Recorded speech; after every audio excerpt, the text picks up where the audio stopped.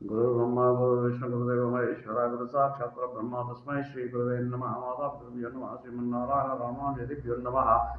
ओम श्रीमते रामानुजाय नमः ओम नमो वेंकटेशाय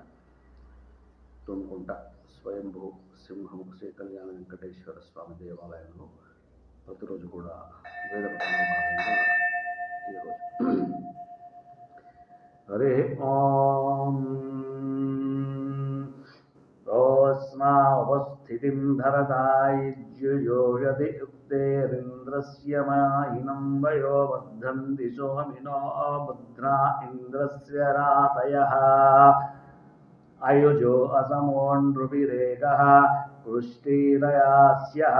पूर्वीरति प्रवावृते विश्वा जातान्योजसा भद्रा इन्द्रस्य रातयः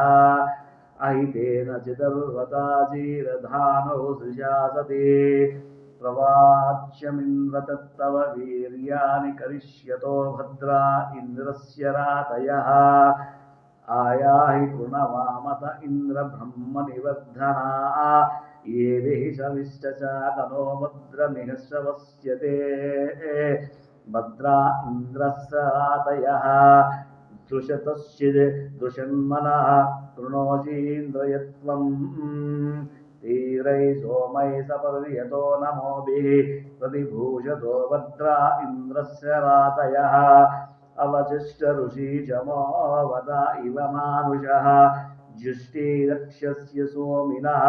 सखायं कृणुते युजं भद्रा इन्द्रस्य रायतः ओम शांति शांति शांति।